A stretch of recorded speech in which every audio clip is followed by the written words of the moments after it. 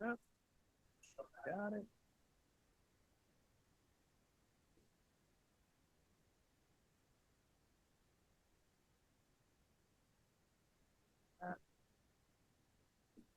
All right. Okay, are we ready? Yeah.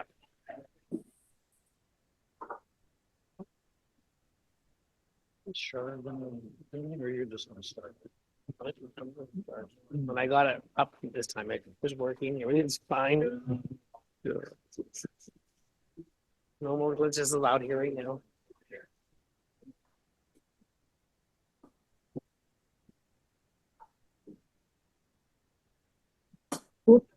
I got myself messed up here. Gotta fix my hair. Oh, I'm a bit of attention here. There we go. Oh, that's right. Okay. The Legend Mermaid Emcee Derek Hanebury is a Alberni writer of poetry, fiction, and creative nonfiction who taught writing here at North Island College for many years. His new book, Something Else, is out. Thank you, Karl, and welcome everybody out there in Zoom land and here live at Char's Landing. Great to have you all here tonight for another session of the Electric Mermaid. We're coming to you from the unceded territory of the Hepetcheseth and Sishat First Nations, and grateful to their ancestors for sharing the land with us and the current ones as well. And I'm looking forward to tonight. We've got a really good lineup of readers, open mic readers, as well as our featured reader, Nikki Haffner, who's going to be live here in person at Char's Landing. So that's great. We're going to start off tonight by saying a big thank you to Char for hosting us here at Char's Landing in beautiful downtown Port Alberni. Thank you, Char. And of course, hosting us on the Zoom platform as well. And really great to see our stable of regulars out there. We missed a couple last month, Peter and Mark. I think there must have been a party going on somewhere else that we didn't know about. We missed you. We're glad you're back. Good to see Atma back again, and our other who's becoming a regular now too, and that's fantastic to share hopefully some more of her poetry. And yeah, lots of people out there in Zoomland, and well, we've got about half the house full here in Char's, so maybe a few more will trickle in as the evening goes on. Will come in out of the cold and join us here in the nice warm surroundings, and have one of our we have our own official drink now at Char's Landing called the Electric Mermaid. Karl's holding one up there. It's almost gone, but he's still upright, so it's all right. It's all good. So we're going to just jump into it here, and we're going to start. We kind of go toggle back and forth between a Zoom reader and then a reader here in house wherever we can. So we're going to start over in Gibsons Landing, and we've got Kathleen Vance there ready to share some of her prose with us. The master of dialogue and the juiciest, quirkiest characters on Earth. What are you going to share with us tonight, Kathleen? Well, first I'm going to hold up the writing textbook I wrote with Dale Fitzpatrick. And that was because I was so cheered up recently when SpaceX's Starship exploded. And SpaceX tweeted, "The booster experienced a rapid, unscheduled disassembly shortly after stage separation." I was even more relieved to hear that the FAA is undertaking a, quote, mishap investigation, end quote, into the, quote, anomaly that resulted in the loss of the vehicle. And I'm cheered up because this proves my textbook is still relevant. It has a whole section on how to communicate clearly by using simple, everyday words. I used to point to the directive issued after the partial meltdown of the reactor at the 3 Mile Island nuclear power plant in 1979, whereby accident was to be replaced with the word event. Plutonium contamination was replaced with plutonium has taken up residence. And explosion, of course, was replaced with energetic disassembly. Okay, so, however, it was a student who pointed out to me that simple everyday words can also be used to conceal, misrepresent, and even impoverish reality.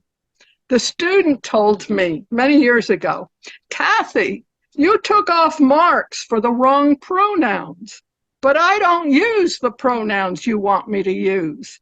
I only use they. So I thank that student for teaching me to write more inclusively, which brings me to my new story. All right.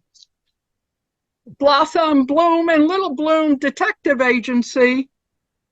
Bloom is Harry. Heather Blossom speaking. Hearing his name, Harry Bloom rocked back on his chair and propped his rather large feet on the desk in front of him.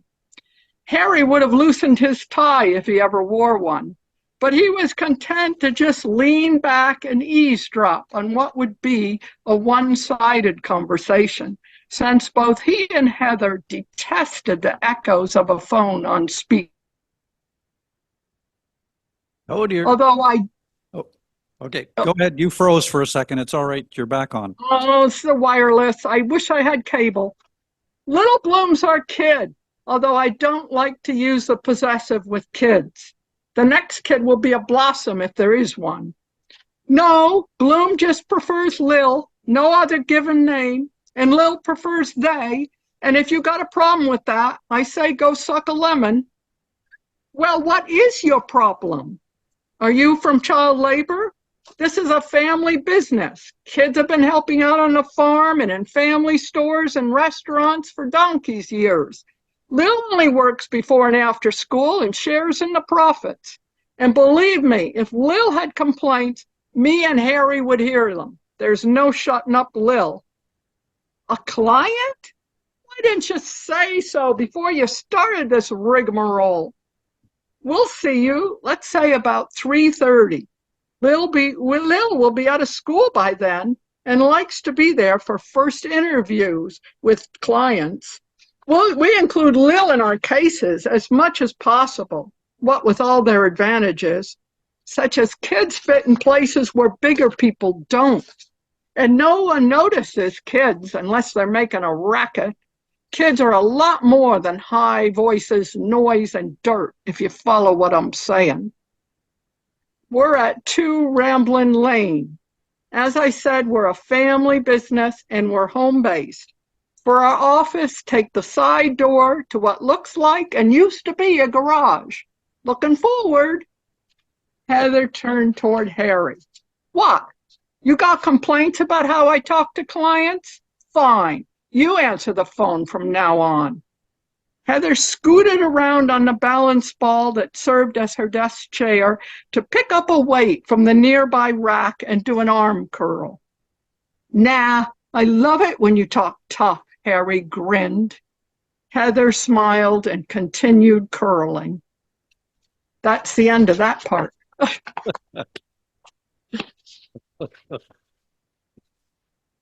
Awesome, Kathleen. I can't wait to hear it go on. As always, fantastic characters and characterization, not just in the voice, but in the behaviors as well. Beautiful. Thank you so much. All right, we're going to pop into in-house now, and Robert Gunn, my old neighbor, who's no longer my neighbor now that I'm building out of town. But anyway, Robert's got something he's going to share with us tonight, fresh from the art rave party last weekend. Okay. Anyone here old enough to remember the great Ray Davies? Maybe not. Maybe in Zoomland. Anyway, Ray was lead singer of the Kinks, superb lyricist, and a great writer of melody. Caught him on YouTube the other month, opining about his youth and about Big Pharma. So I thought, well, I can write about Big Pharma. And I thought, well, I know a bit about my youth. So I stole a little bit from him. And here we go, a retrospective. I was born in a welfare state in the middle of the 20th century. Male, white, speaking English, what's to hate? Just another privileged boomer. Lived under the shelter of Bretton Woods, lived in global ignorance because I could. weaned on smooth politicians' euphemisms, same bad wine, just in different labeled bottles. We followed foreign fashions and deep schisms. Any guru happy horseshit was better than dull old dirty cities, grey men with short hair. Anything to give ourselves some personal flair. Ruled by rules and colorless bureaucrats, there had to be some way out of here, away from cheap mutton and cold water flats. For most, London was calling, but one went to Rio, some to Sydney. One even made it big in Hong Kong. I went to Peru. We were just all young and headstrong. It wasn't about greener grass or any grass.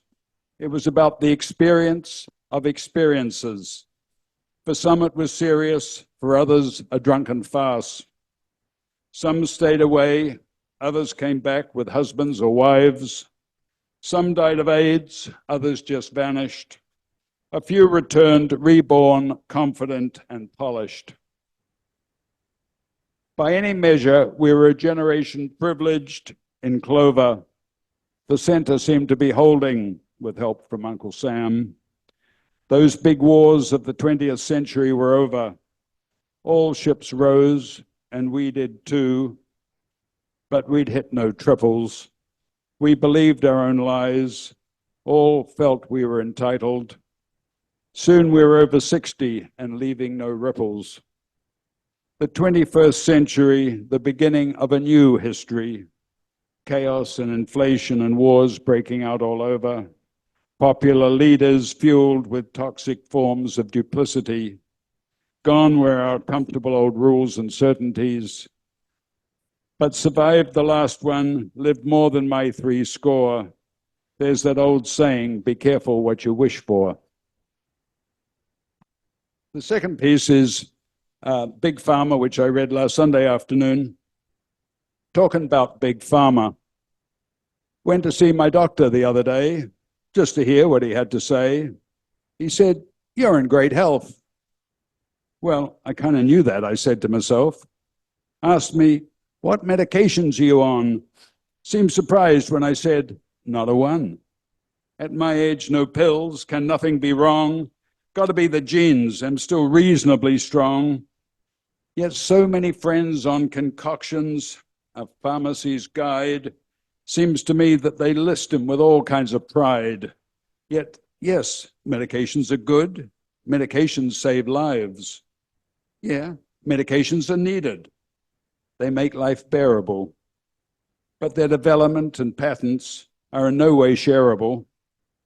So I walked back home thinking about it and asked the great oracle Google to tell me all about it. We're all prospects many times over, from before birth to our eventual death. Big Pharma, I mean, sure, a rather pejorative description. I admit it, until that is, you need a prescription. With sales in the trillions, the industry spits out wealth. With good, honest names, the industry cries out health. Johnson & Johnson, GlaxoSmithKline and Pfizer and all the very best. Arthritis, high blood pressure, cancer, cholesterol, you name it, they've got a cure to promote and extol. But caring about us, profit's their true game. Patents guarded, generics to shame and tame. That's when original work gets stolen by those bottom-feeding no-talents. When COVID-19 hit, new fortunes they made. Governments begged and queued, their doses swayed. The world clamored for Pfizer or Moderna's sweet song. So many unknowns, rising numbers, deaths prolonged. With all that government money, few would go broke. Doses were hard to find. South Africa stood at the back of the line. There were failures. Chinese vaccine was not so divine. Canada ordered from all over, doses in massive proportion. The world's chaos, a crisis, a pharmaceutical supply-driven distortion. It all dragged on. We all stayed home at great cost to some. As the panic slowly ebbed away, to the herd it became just another disease. This left Big Pharma real short of new stuff with their investors to appease, till some little troll down in the Novo Nort's bunker dug into the history of diabetic drug takers. Lo and behold, they lost weight. They experienced reduced heart disease. Ozempic came to the rescue at only hundreds a month, weight loss with ease. 250 million obese people can't be wrong all the time. Big Pharma, bring it all on. More Liposol, Daralex, Trigresso, Humira, we'll take it all. Big Pharma, carry on. Thank you. Thank you, Robert. Thank you so much. Provocative, thought-provoking pieces. I loved the Kinks when I was young. Thank you for sharing that. All right. Now I'm just kinky. Not in a good way. It's because I'm getting old and arthritic. Oh, all right. That brings us to our featured reader tonight. And Nikki Haffner is going to join us and read from her novel, her sci-fi novel. Thank you, Nikki. I'll tell you a little bit about Nikki. She grew up in Northern California, raised by her grandma down there, moved to Port Alberni, thank goodness for us, in 2017. And Nikki's been writing since she was like 8 years old. So, you know, some people are just born to write, and I think you're one of them, Nikki. And from what I heard before, I'm really looking forward to this reading. So Thank you. we'll give Nikki 15, 20 minutes of reading and then open it up for questions. If anybody has anything that sparks your mind along the way, just make a note of it. You can always, for those out in Zoomland, you can always throw a question in the chat, and I'm going to trust Karl to pick it up because I hardly ever read the chat. Okay. Take it away, Nikki. Okay. So I'm Nikki Haffner, and this is my first novel, Pateria the Immortal. Get a little closer to the mic. There we go. About here? That's good. Yeah. Okay. Yeah. Are we good? All righty. There we go. Okay. Right about here. All righty. I am going to skip around a little. 20 minutes is a lot. So, okay. In this section, we're just getting to the point where Pateria is learning about what's going on and why they chose her. What's in it for me? Your freedom, President Vasquez responded. My freedom? She eyed him warily, noticing the way the fluorescent lights reflected off his gold watch. Yes, you can leave. Go anywhere in the galaxy on our dime. You save Earth, and you're free and very wealthy. As tempting as this is, I'm not sure I can help. I mean, you say I'm immortal, but that's not much help when it comes to saving an entire planet. The people at the table looked from one to the other and whispered among themselves until Cruz spoke up. She doesn't remember. How does she not remember? A man on the left asked. She nearly took over the planet. They had her memory blocked as soon as the technology was available, Cruz explained.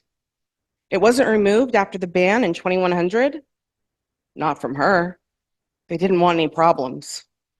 President Vasquez ran his hand over the table again, flipping through a series of images. Finally, he came across what he was looking for. A news clip from the 1950s was projected into the middle of the table. Pateria saw herself, her hair braided, hanging down past her hips. Her lavender eyes were glowing as she walked down a street, head high, back straight, the picture of pride and confidence. Several rows of soldiers marched behind her, and the camera panned back, capturing the seemingly unending flow of soldiers and supporters on either side of the street. People stood cheering and throwing flowers.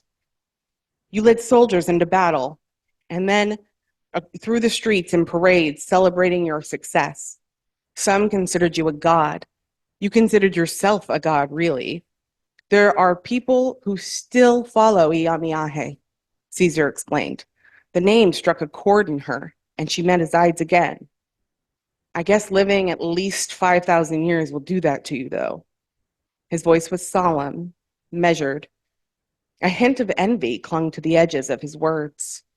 He flipped from clip to clip, showing her marbled buildings and ruins, cities amid flames, and people fleeing in the streets. He stopped on a clip of a woman and 3 children cowering before Pateria. A man in a suit stood in front of them, shielding them as he yelled at Pateria, but she could not hear his words. He pulled a gun, haphazardly gesturing with it as he yelled. Pateria smirked silently, enraging the man. He leveled the gun and fired a single shot. The bullet ripped through her chest, just above her left breast, leaving a growing red circle in its wake. She looked down and laughed as the circle quickly stopped growing. She lifted her hand. She lifted her left hand, her lips moving silently, and a blue ball began to form at her fingertips. Slowly, the ball grew. The man's jaw dropped, and with it the gun, clattering to the floor. When the fireball was the size of a basketball, he joined his family on his knees, begging for mercy. Instead, Pateria shot the blue flame across the room. As it sailed through the room, it grew rapidly and devoured all 5 people, leaving nothing but ash where they had been. Her jaw dropped as she watched. You see, you were out of control. You killed thousands. She tilted her head to one side and smirked. What makes you think I won't do it again? We've accounted for that, President Vasquez responded, nodding to a man in this corner behind Pateria. She swiveled her chair around to see a short, wiry teenager, about 5'5". He had bright red hair and was dressed in jeans and a green t-shirt. A smatter of freckles dotted his face, congregating across his nose. Hi, I'm Gordy, he said, his voice cracking as he stuck out his hand. Pateria's eyes widened. Then she started to laugh. Wait, you intend to send me in alone to deal with these Nessians? The Nessia, Vasquez corrected her. Whatever. And fight them off from the inside, like on one of their ships, alone. Not exactly alone. Gordon will be with you every step of the way, Cruz explained. Basically, we'll send you out to a human outpost called Raija 4.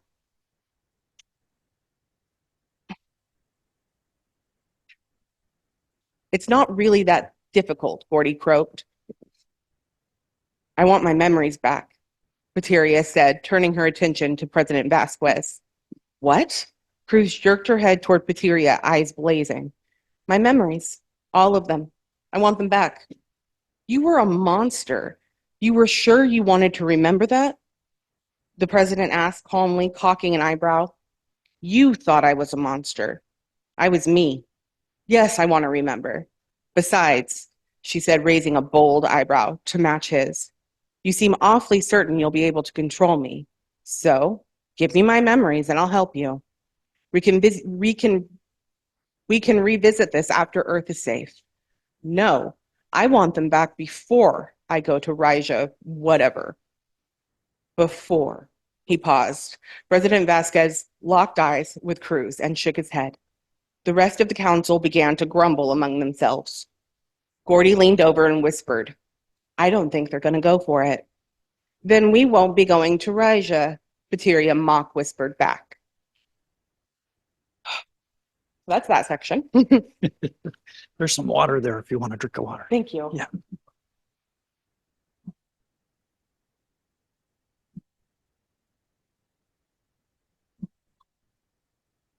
Alrighty.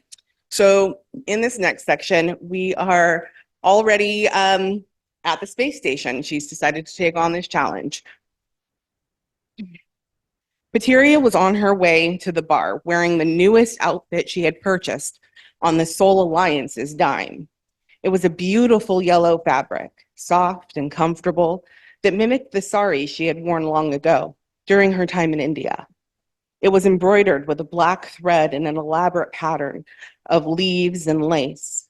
She wore simple black heels to complement the look. Still, the outfit grazed the ground, creating the appearance of gliding. In all the time she was imprisoned, she had never hoped she'd get to wear heels again. It was a simple pleasure. She loved experimenting with new fashion trends, and when heels had become popular for women, she had jumped on board. While not always comfortable, she always felt elegant. She made her way across the agora. It was much less active than it had been upon her arrival, or even this morning. The few faces she did see looked at her with a mixture of awe, fear, or disbelief. She wasn't sure what rumors were floating around the station, but it was clear they involved her.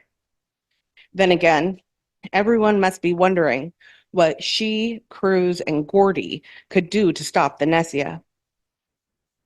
The quiet of the station saddened her, filled her with a loneliness she was eager to avoid.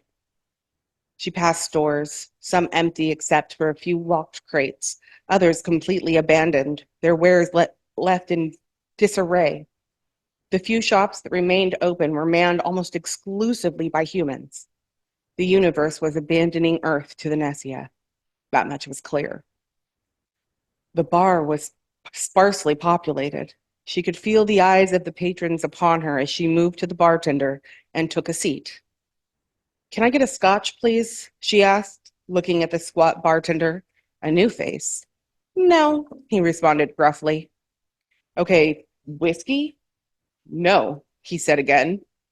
"Fuck, a martini?" He half laughed, half coughed at that, not bothering to respond. Suddenly, Pateria could feel someone beside her.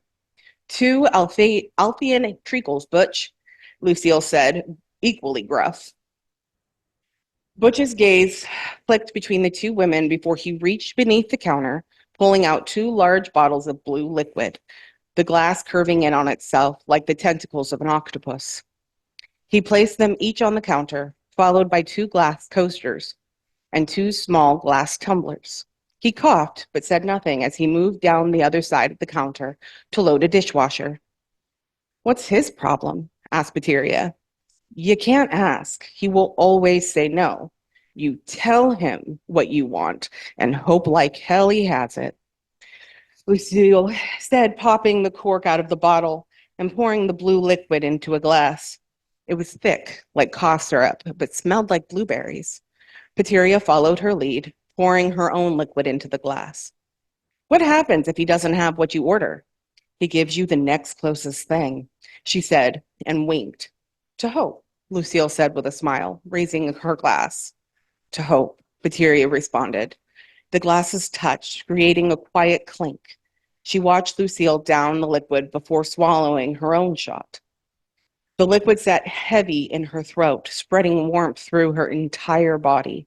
It tasted like a mixture of ripe blueberry and an underripe raspberry, a bit sweet and a bit sour, with a bite that made her think of the whiskey she had tried to order in the first place. She turned to Lucille and smiled, meeting her soft brown eyes and a welcoming grin. Lucille poured another shot into each of their glasses from her own bottle of treacle. "Tell me about yourself," she said with a glance. This time, Pateria sipped the liquid slowly, allowing it to mellow on her tongue as she ran her gaze over the woman sitting beside her. She was tall and thin, her blue hair worn in an asymmetrical bob, just past her ears on the left and chin on the right. She tilted her head to one side as she looked at Pateria. "I'm really not sure I should, nor am I sure you would believe me," she responded evenly.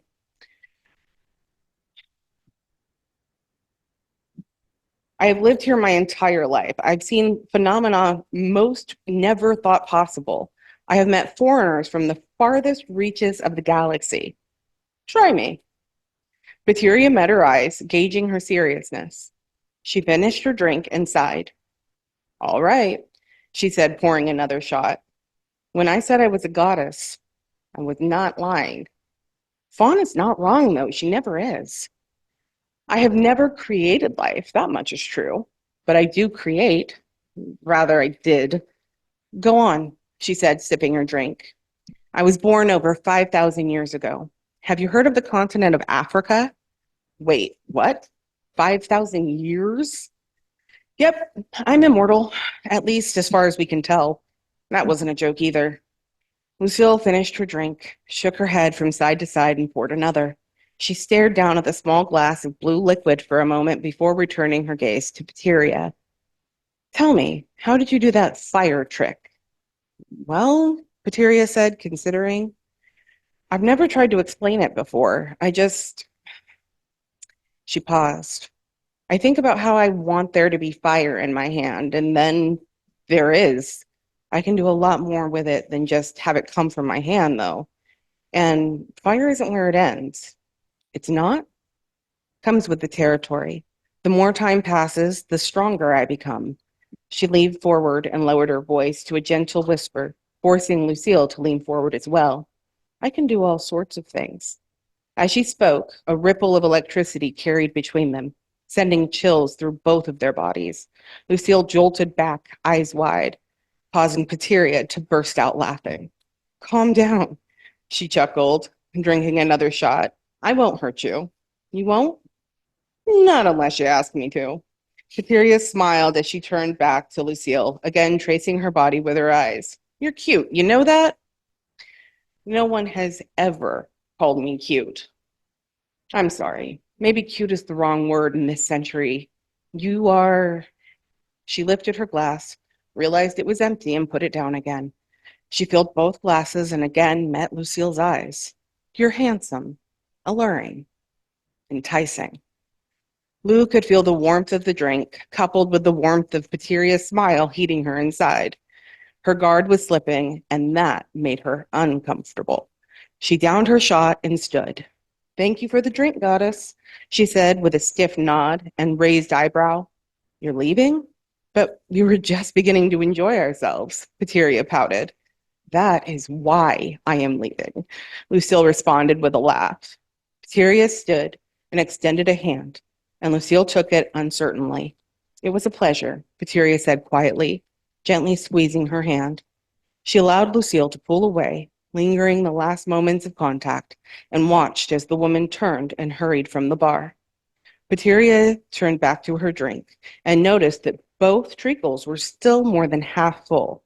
Smiling, she poured yet another shot. She might as well try to have fun. Pateria had finished both drinks and was feeling the effects as she stumbled back to her room. She let her right hand drag along the walls, the cool metal a touchstone of reality as she made her way through the winding corridors. Behind her, she could hear the occasional opening and closing of doors, but paid them no mind. She tried hard to focus, but it appeared the treacle may have done more damage than she had considered. Her head was spinning. Am I drunk? She asked out loud, surprised. Sure, she thought, she was capable of getting drunk, but it had always been very difficult. The way her body regenerated forced the alcohol out before she could really enjoy the effects on her nervous system. Instead, she had to be content with the flavor and mouthfeel. It wasn't hard. She enjoyed drinking good alcohol. That Althean treacle had certainly been good, she thought. Pateria leaned against the metal wall and slid down it until her butt touched the cool floor and her knees were at her chest. She took several slow, long breaths and focused on holding the room still. 1, 2. She started to sing, Buckle my shoe. Suddenly, the door slid open and Pateria rolled backwards. When she settled, she looked up into Gordy's face. Hey, kid, she said playfully. Help me up? Help you up? Gordy repeated, befuddled. Yes, please, she said, reaching her arms above her head and wiggling her fingers. He looked down at her and sighed, grasping her forearms. He struggled against her weight, but together, they managed to get her standing. When she was up, she turned to face him. Hi, she exclaimed. Thanks. What are you doing, Pateria? I was in the bar, she said with a grin. Now I'm looking for my room. What are you doing? She pushed past him and into his room. I was sleeping, he emphasized, until I heard something bang against my door. Oh no, what was it? She asked, looking genuinely concerned. Gordy had to chuckle. It was you, dork, he said, rolling his eyes. I woke you up? Oh, kid, I'm sorry. She moved over to him. Would you like me to tuck you back in so you can go night-night? She teased. Gordy groaned. Could you stop? I'm not a kid. How old are you, Gordy? 19. Still a baby, she countered quickly, laughing. You only say that because you're so old, Gordy quipped, walking toward his bed. I am not old. Immortal isn't old. I'm timeless. She sounded peeved now, but Gordy ignored her, crawling back into the soft, warm bed. Did you hear me? Yes. Can you go back to your room? Just use the door there. Fine, but can you say I'm not old? Geez, you're not old, okay? Okay, thank you, she huffed, making her way to the door. As she approached, it slid open, unassisted. When did they move the toilet? Wrong door, Gordy. Wrong door, Gordy hollered into his pillow. Oh, she chuckled. Right. She walked out of the bathroom and bedroom to the other door. Pressing a button, it slid open, allowing her to step into her own room. Good night, Pateria, Gordy sighed, nuzzling back into the blankets. Good night, Gordy, Pateria whispered as the door whizzed closed behind her. Perfect. Awesome. Awesome, Nikki. Thank you so much for that. you. That was great. I love the blend of elements you've got going in there from the romance to the sci-fi and all kinds of stuff. That's fabulous. So we're going to throw it out to the audience here. If anybody's got any questions they'd like to ask Nikki. Someone has said on the chat that that's my sister, Jessica. Hi, Jessica says Jessica. hi. Thanks for joining us, Jessica. I'm sure you were proud of your sister reading that up there. She did a great job. Yeah, that's my baby. Okay. That's T-Daddy. Okay. Oh my goodness. It's all good. All right. So we have a question back here.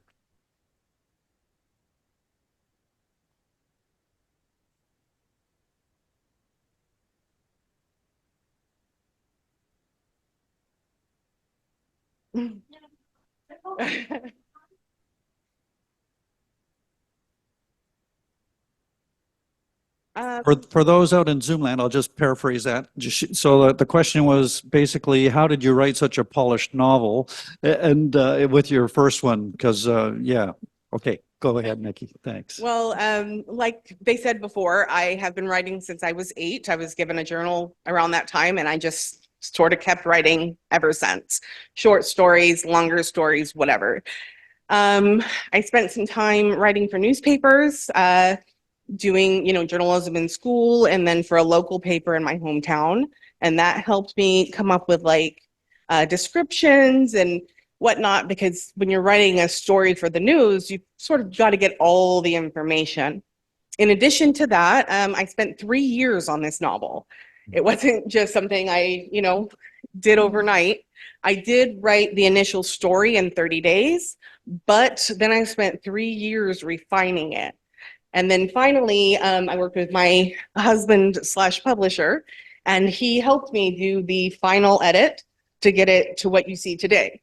And if it hadn't been for that, it would not be nearly so polished. Yeah. Yeah, beautiful. Thank you.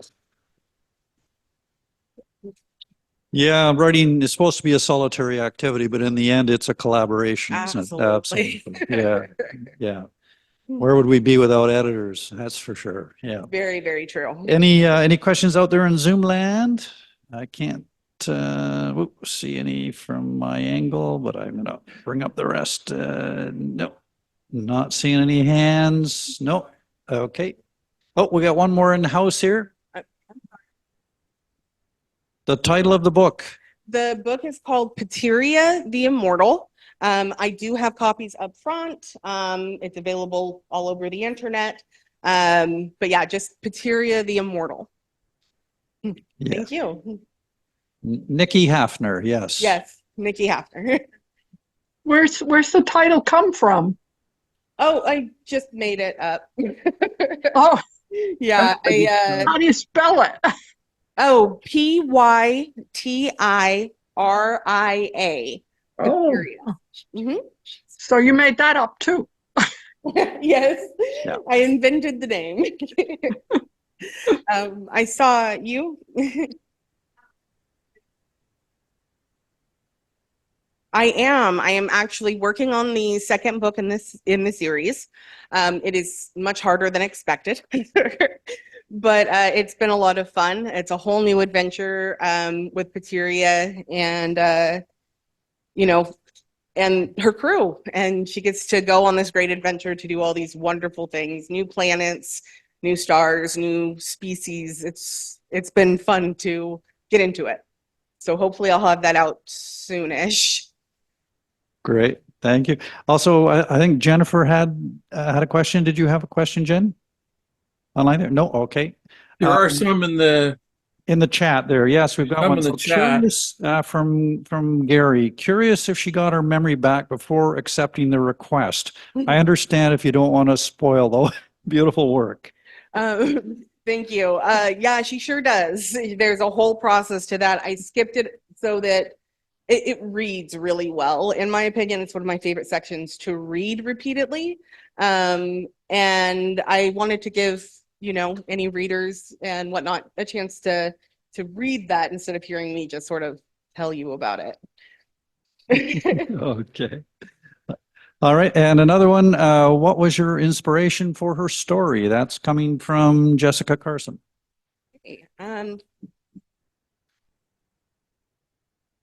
So I was looking for writing prompts on the internet, and on Reddit, I found one that basically said, your character wakes up in a room alone and has no memory of how they got there.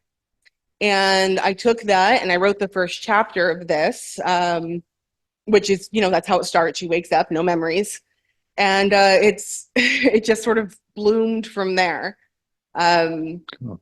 After I got that first chapter written, it was like there was a story that needed to be told.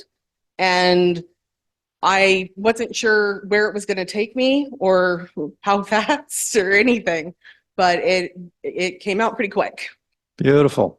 Yeah, some people plan the whole thing out ahead of time. Other ones discover it as they go, and I love Yeah. that process too. We got another question here from Alexa. She's saying, "Would you describe her as a villain or a hero?" I think, well, I don't see evil or good as a Black and white thing. yeah, it's not black and white. It's filled with shades of gray, and Pateria lives in those shades of gray. So I would say she's almost an anti-hero. There's a lot of good she does, and that good is done in ways that a lot of people would not like.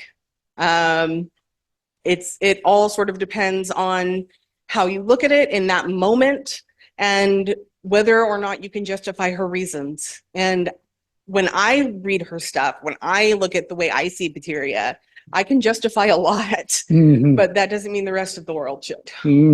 Absolutely. Beautiful. Yeah, good answer. And I think that any good characters are always gray. Yeah, Never they black definitely and have white. a good and a bad side, and it was really fun to explore that with her. Yeah, beautiful. Thank you. All right, one last question from anyone, or someone over there? Yeah, over here.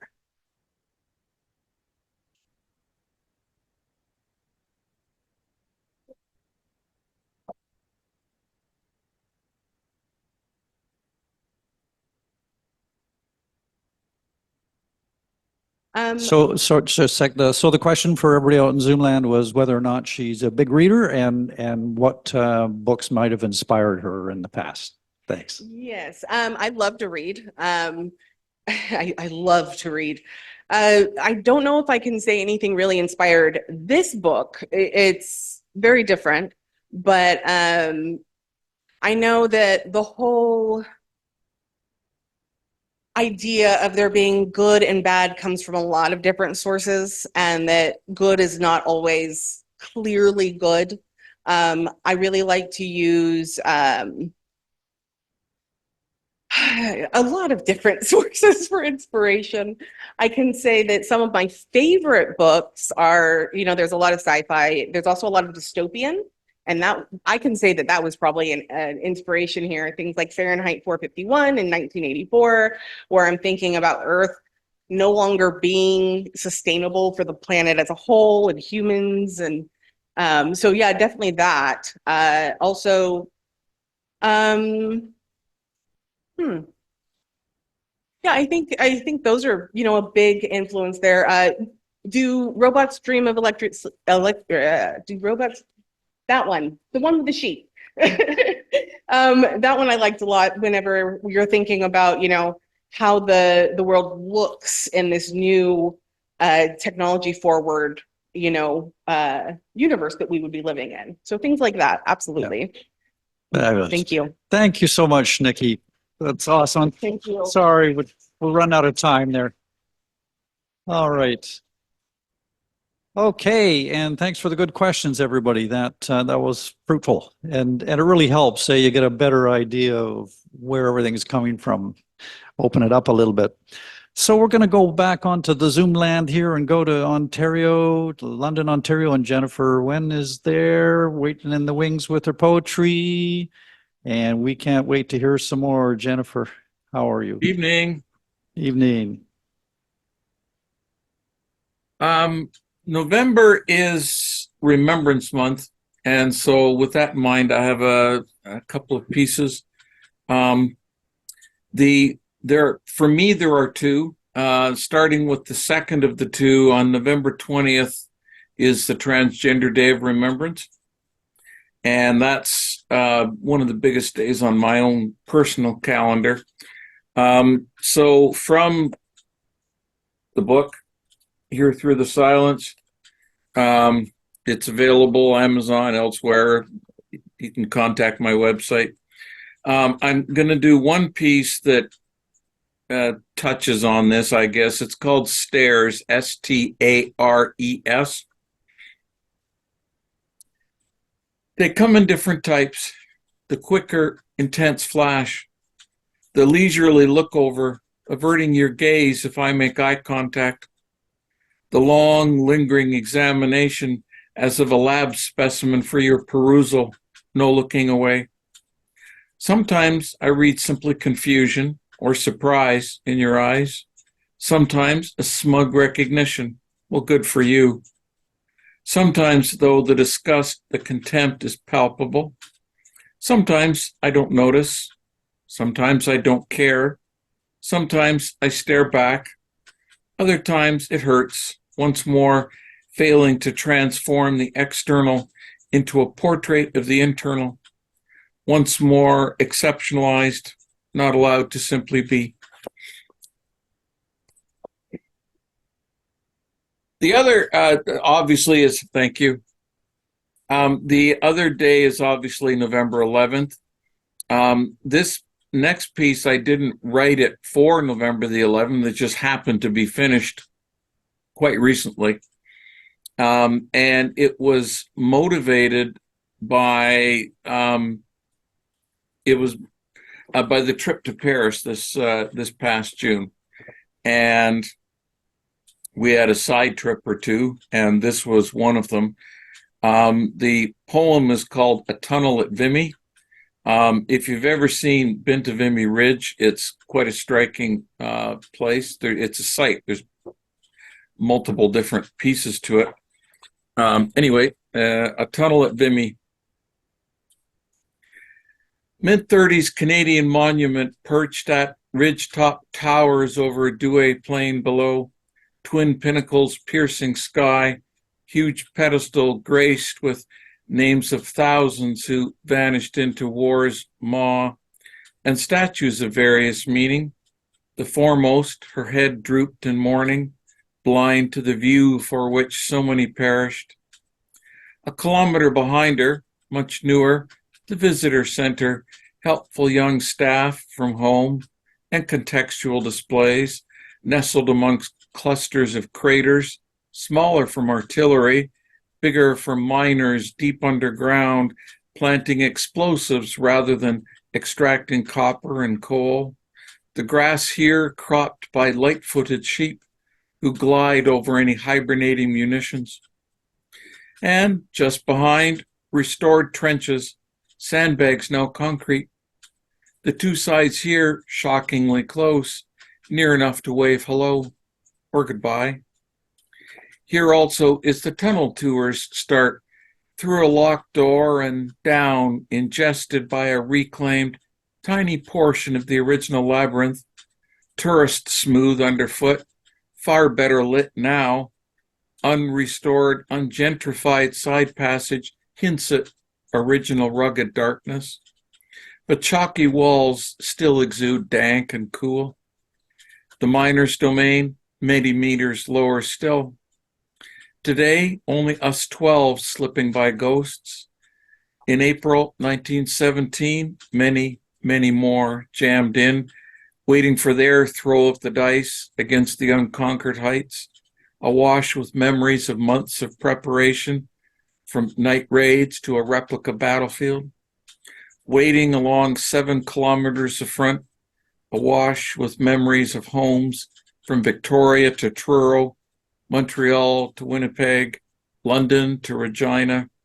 This tunnel echoing then with stories of Toronto, Edmonton, and beyond, waiting hour after hour after hour amidst artillery's unending crumps reverberating through the chalk, waiting and leaving a mark, inscribed names, Haler, all caps and bold, and symbols over there, a simple maple leaf, all with one message: I was here, I mattered, waiting to explode into a broken world of mud and blood, barbed wire and bullets impaling the snow and sleet, while this day's foe were shrouded in their own tunnels and trenches under a hail of shells dubbed the week of suffering, all awaiting fate's verdict, some to become a name on a monument wall or on a headstone, or remembered by one saying only, known unto God. Others to survive this day, perhaps wounded in body or soul, those in our tunnel to be hailed as victors. Back in the gray light, we wander maimed terrain, now with a coverlet of nature to soften lurking agony, finding the well-kept cemetery quiet, no other visitors, only bees peacefully circulating amongst fresh clover between the graves, gathering precious nectar and spreading new life. Thank you. Beautiful. Thank you. Thank you. That was always, Jen, very moving and grounded in that reality of the visit, but then so much more packed in there. You're an amazing poet. Thanks for being. Thank you. Yeah. All right, we're coming back in house. No, we're not. Joe's not here. Oh my goodness, Joe bailed on us tonight. So okay, we're going back out into Zoom land. We're going to go to Qualicum and hear some music from Mark Wonneck. And I don't know if we got a sound check in this time or not, but so we better give a little, just a check on the beginning. All right. Is okay, hang on. It says unmute myself. Am I unmuted? You're unmuted now. Okay, good. That's good. Yeah. Is that okay? I think I'm set up the way I'm usually set up.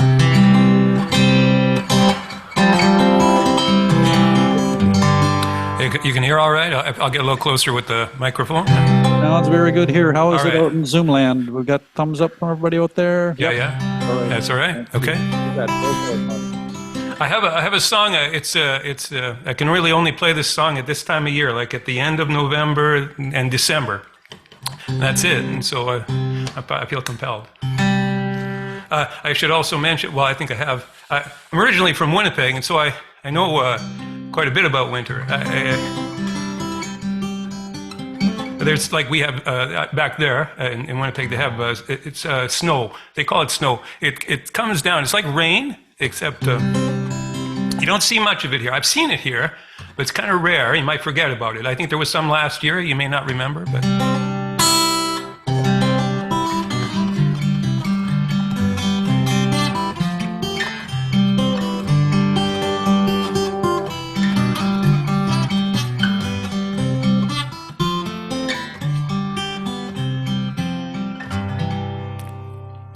I forgot about December.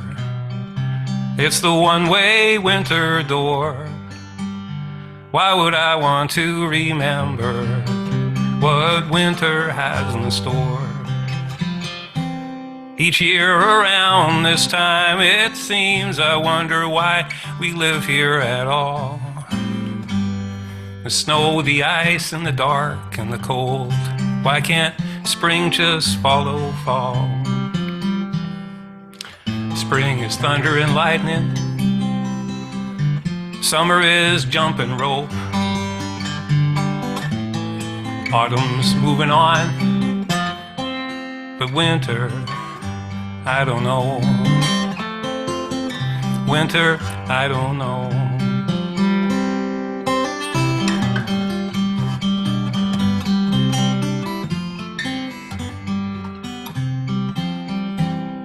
In spring there is no time for thought. It's a cartwheel down a hill, a trembling, tumbling bundle of life, a child who can't sit still. In summer too, when I work outside through my eyes and ears and hands, it's all there for me to take in. It's a banquet, it's a dance. Spring might be all about romance, and summer's smoldering coals. Autumn's moving on, but winter, I don't know. Winter, I don't know.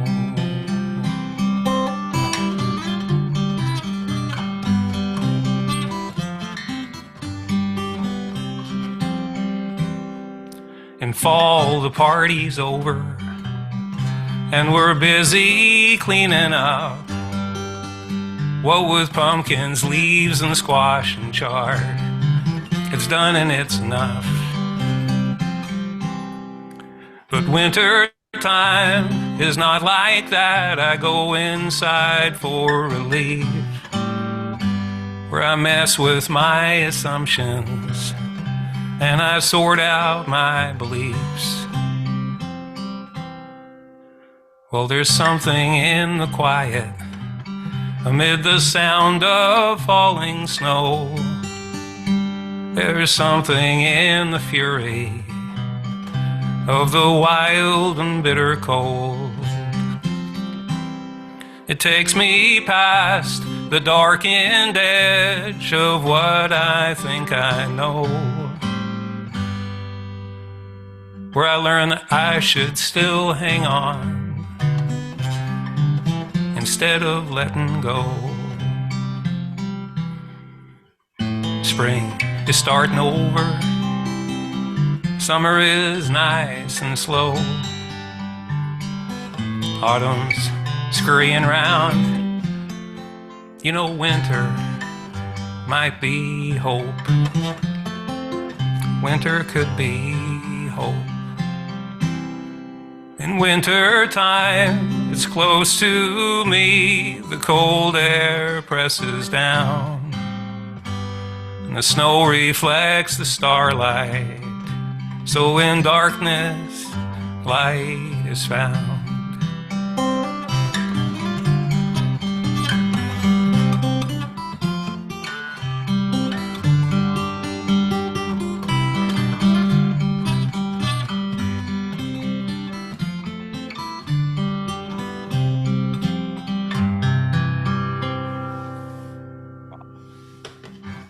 There we go.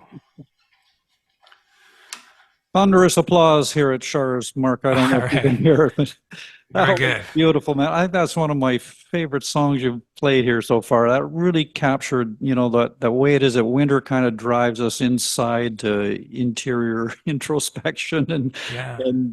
yeah, I'm so glad. it really I'm so captured glad. it beautifully. Thank you, man. That was great. Thank you. Just Super. awesome. You bet. All right, we're going to come back in house. Is Stephen Ross here? He's going to share something with us. Yes, he is. Stephen's coming up. Thank you, Stephen. Welcome to the Electric Mermaid. And sorry I couldn't get to your question last time. All right. Afterwards. We'll talk afterwards. All right. We'll just adjust that mic and, yeah. Yeah. About 30 years since I talked in front of a group of people. Only 30. Yeah. Okay. Yeah, just keep that mic How's that, mic Char? close. Yeah, that's good. And then we can hear you for sure. Oh, hang on. There we go. Oh, did it get turned off there?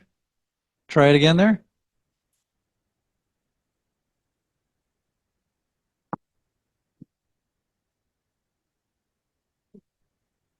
Small technical difficulties. It's hard. Nothing Char can't manage. I mean, this is just like nothing to her. I would have had a meltdown, but she's got it. Sounds good. I think we've got some sound. Can you hear it out there in Zoomland okay, everybody? Just say hello, say a few words there. Hello. I'll just jump in. No, Not hang hearing on. me? Oh, there we are, when you're Okay. close. All right, let me just get a thumbs up from Zoomland. Just read a sentence. Read a sentence. Good evening, everyone, and welcome to Char's Landing. All right, we're good. Awesome, go for it. It's all yours, Steve. Good evening, everyone, and welcome to Char's Landing. Fantastic place which celebrates and showcases local talent of many kinds. Just for authors and writers. Char, thank you for being such a visionary and allowing me to take part tonight. My name is Stephen Ross, and I'm reading a possible introduction to my dog Sandy's book. I'm still writing her book, a huge step toward that goal. I call this Sandy's book as she is the star and the bright light to grace my life and many other people's lives as well. She especially loved children in particular that formed an incredible bond with my girl. Delilah and Sawyer were also stars in this writing. I was so moved seeing Sandy accept these two young children as part of her family. Just over 2 years ago, when I had to put Sandy down due to an alarm, this was truly, I cried so much over. She was truly Stay close to that mic there, Steve. Thank you. the love of my life. Just hang on a second. Char's going to make an adjustment here. Okay. No worries. All good.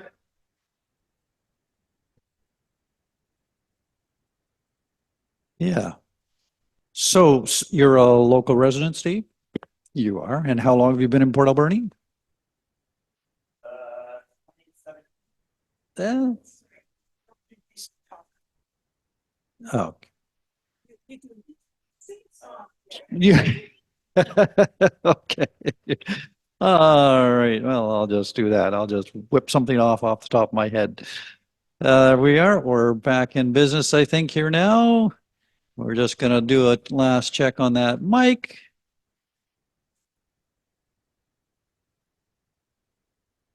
Yeah, next month. Well, hopefully he'll be better. Yeah, he's been sick for the last 3 days, so he decided to stay home and keep his illness to himself. We didn't argue with him. I said, that's fine. All right. Yes. Yeah. We're a pretty laid back group Gives me here a at moment Electric to Mermaid. breathe. Yeah. Just, Check, check. yeah, that's good. That's got volume. Thanks, Char. There we go. Okay, I'll start. Everybody can hear me okay now? You bet. All right. Good evening, everyone. Welcome to Char's Landing. I'll skip Oh. past that. My dogs.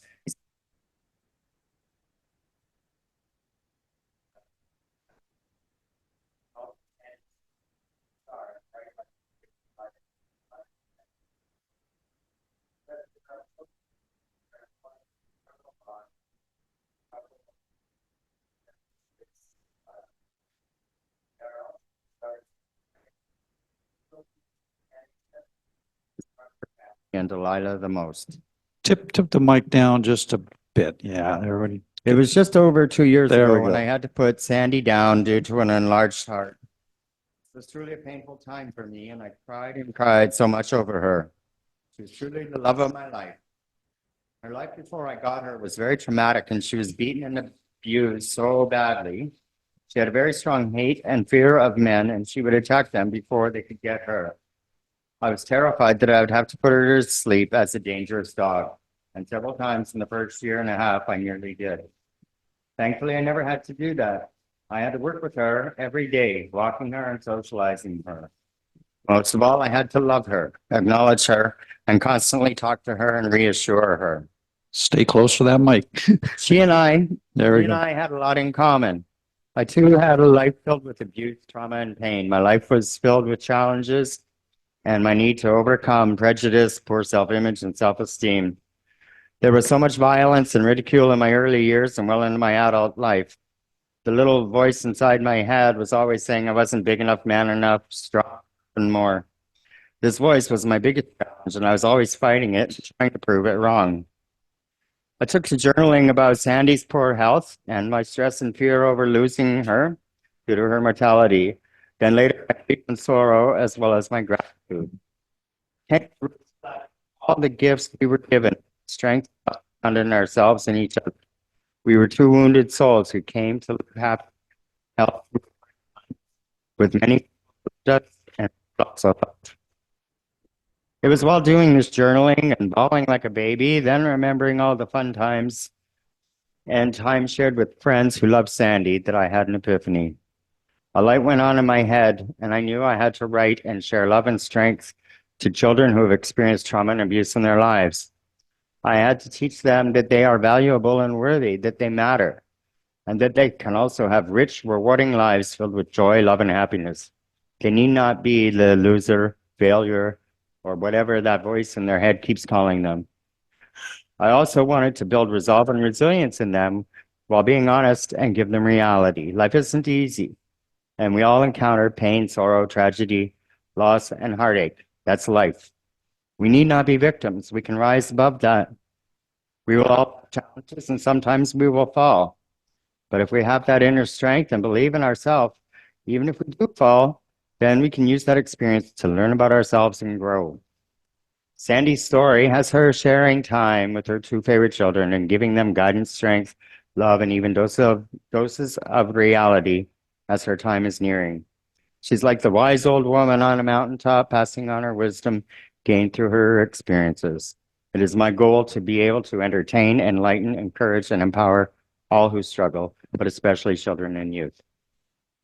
Thank you very much, Steve. Appreciate that.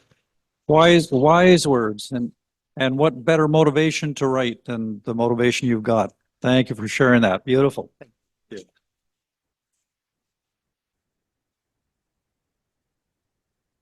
All right, we're going to go back out to the Zoom land now, and Atma Frans is waiting by patiently, going to share some poetry with us. How are you this evening, Atma?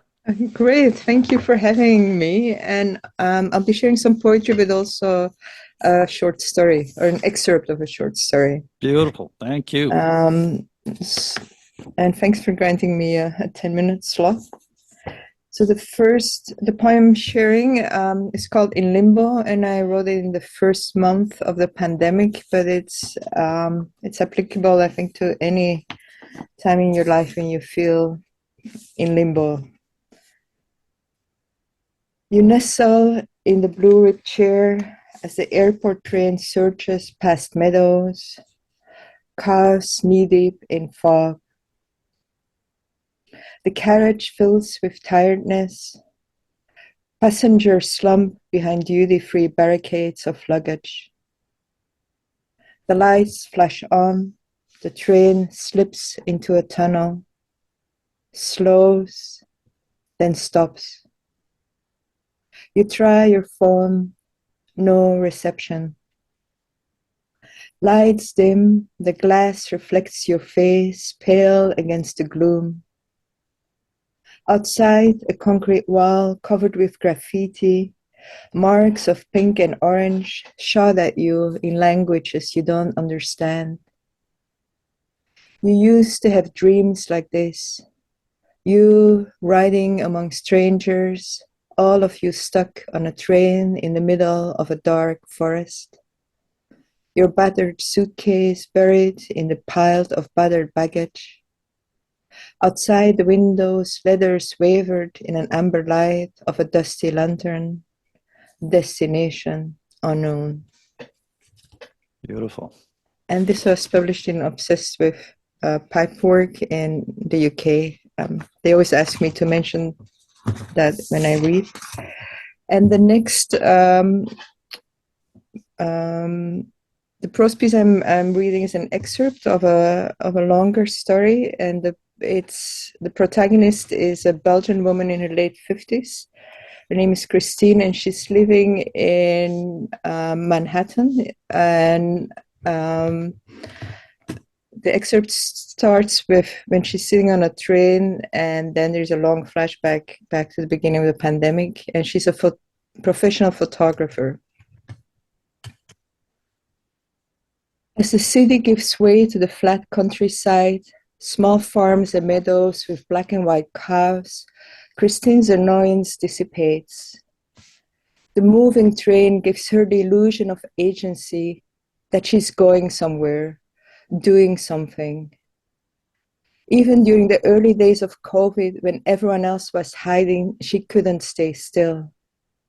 She walked through Manhattan, capturing the emptiness, the quiet panic, and after a few weeks, the desperation outside the ER, the waiting lines of feet, the shadows of hunched silhouettes falling on the pavement. In the middle of tragedy, the sheer exquisiteness of an image, the quality of color and light could still ambush her. It's dangerous, her brother had scoffed over the phone. You should stay inside. I can't make sense of things unless I photograph them. The viewfinder stopped time, and in the gap between one moment and the next, the world revealed itself. When she lowered the camera, reality rushed back, slippery as wet fish. At least we're in N95. A full month before the WHO had declared a pandemic, her brother had sent her a box of masks. Christine had laughed incredulously and stuffed them in the back of her broom closet. But her quirky brother edited a science magazine, and Christine hadn't been able to shake off a sense of foreboding. Yet when COVID did arrive, the swiftness of it took her by surprise. It slashed her life into before and after, a dichotomy she couldn't neatly fit inside her photographs. It was after her first walk mid-March that she had run into Matthias in the lobby of their building. Maria's husband is how she thought of him then. Hunched, he stood in front of the elevator, the doors reflecting the dazzle of the chandelier. When she pushed a button for her floor, he nodded. Then, recognizing her behind her mask, extended his hand, but quickly dropped it. Someone coughed. In unison, they turned. The doorman was crouching in the far corner, his hand in front of his face. She fished an N95 from her bag. You better put this on. She didn't know why she gave the mask to Matthias. They weren't friends. A few years ago, she had photographed Maria as part of an exhibit on aging, and he had attended the opening. She now thinks that it wasn't pity nor empathy that spurred her, but a sense of counteracting tragedy, a sense of power, however small in the face of overwhelming fear. You got this on the black market? She shook her head. No, my brother. He sent it weeks ago. In the elevator, he invited her for dinner at his restaurant. That morning, he had sent all of the staff home, each with a full bag of perishables. I've all this food left, and I hate cooking for myself. There was something reassuring about this stocky man, a warm solidity, and impulsively she accepted. There was also the fact that she was starving after a long walk and had only crackers and cheese in the house. She was in the habit of going out or having dinner delivered. Vic Eolif was just a few blocks away, further down Park Avenue. Christine had been there before with a couple of private collectors for an après party after the opening of her show, and she had swooned over the dishes, exquisite but tiny, foie gras stuffed morels, a chilled mussel on a spiral of fennel foam, an inch of pigtail on a bed of grilled onion.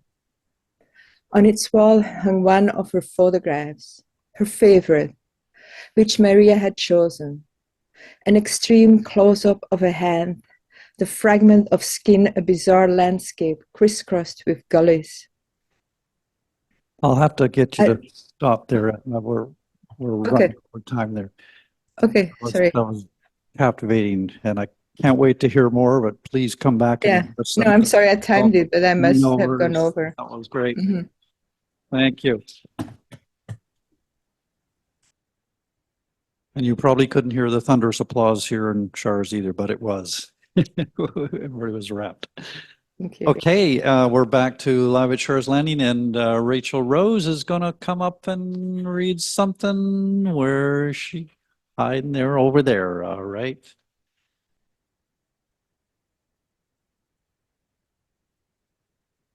Oh, there she is. All right. Hey. How are you tonight, Rachel? Oh, you know. You're here. That's a good here. thing. You're here. We're glad you're here. Here with an impatient babies. Yeah. And I don't know, I was kind of scared to come tonight, and I've been writing so much that it's like I have a mountain full of books right now and there's nothing to pick, so I wrote something instead. Just So- come a little closer to the mic there. That's good. So Thank this you. is called Shh. Sobering Revelations. Shh. Kill Bill. Shh. C11. Too late. Shh. Remember liberty? Shh. Remember justice? Shh. Remember God keep our land glorious and free? Shh. Remember our Father who art in heaven? Shh. Remember our Mother Earth who provides enough for all of us? Shh. Remember peace? Remember war? Do you even remember what you're fighting for? Shh. 3 years since I quit drowning my sorrows in the bottle daily. Shh. 5 weeks since I stopped smoking. Shh. 11 years I've lived past my diagnosed expiration date. Shh. They poisoned the water. They poisoned the food. They poisoned the medicine just to see which poison you'd choose. Shh.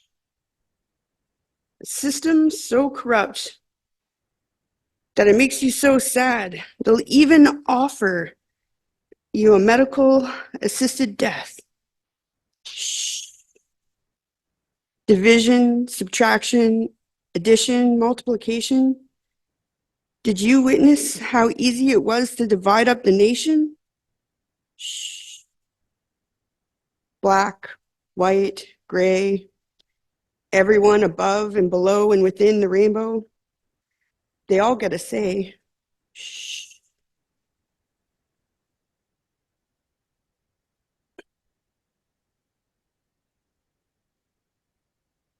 So be bold, be brave. Don't just hide in your cave. Shh. Conscious cravings, controlled, programmed ratings. Shh.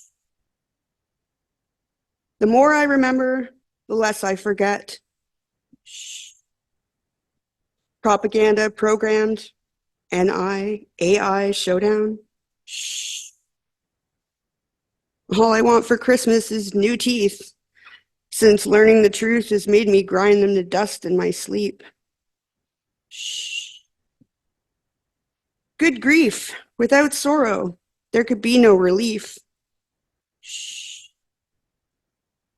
A perfect circle in the battle between good and evil. Shh. Good or bad, all of us created equal. Shh. Chaos or cosmos, with glowing hearts, we see thee rise, our true north, strong and free. Shh. Carrying hope on my back for the future tonight, and keeping faith in my heart for the All-Father's plan. Good night. Thank you, Rachel. Thank you.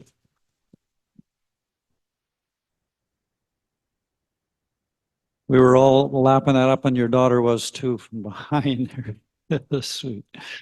All right, we're going to go to Denman Island now, and Peter Paul Van Camp is going to give us another bicycle poem or two, maybe three. We'll see what Peter has to say. Good evening, Peter Paul. Well, good evening, Derek, and everyone. It's nice to be back. You know, I should tell you right off the hop that tonight is my 1 year anniversary, mine and Mark Wonneck's, being Electric Mermaid. So, Wow. it's nice. It's nice. A year has passed, and it's been a happy year. I've got all kinds of news, but quickly, here's one bicycle poem. It's one of the shorter ones. This is called Peter Paul Van Camp on a Bicycle at 70, and this is number 47. Why, no, I don't believe we have met. Of course, I might have passed you on my bicycle, going head down in a sleet storm. There. They're getting shorter as I go along. Now, the piece of news that I wanted to share with you, aside from the anniversary matter, is, in a few days, I'm going to be a grandpappy. And so I dredged up an old piece that I'd written about my grandfather, and I'd like to share it with you. This is called What Gramp Said, and I should caution you, there is some mighty strong language to be heard in this piece. What Gramp Said. My old grandpa, rest his soul, he was a swearin' so-and-so. He'd a temper and he didn't care who knew it. He could turn the home air blue, and frequently would do, with oath-making that had some earthquake to it. I remember he'd the habit letting rip a hot dag nabbit. 'Twas the least of epithets that he would fashion, and his blame it anyhow, or his brisk so help me Bob, were as terrible just about as his tarnation. And though hardened we became to Grandpa's taking names in vain, his dod rot it or his gall darn the stuff, we were sadly unprepared, heavens to Betsy, badly scared, when one time Grandpa really cut up rough. It was all our cousins doing, of course. Mother's brothers' boys endorsed a credo of the Dickens raising each time they came calling, running up and down our stairs, slipping mice into our easy chairs, this and worse, and yelling, who cares? Ain't our plaster falling? We put up with this. We'd no choice. They were kinfolk, and they looked like us. But someone had to set them an example. Someone who, with stormy oath, could startle bashfulness into them both. Good gracious, if that someone wasn't Grandpa. Well, our cousins wouldn't quit. They couldn't see the end of it. Were blinded by their own high-handed folly. Yes, they were. Thus, to them, it didn't matter who got hurt or what got shattered, or if Grandpa had to mutter, oh, by golly. But Grandpa didn't take the bait. He was wily enough to wait until, with pithy phrase, he could these cubs dumfounder.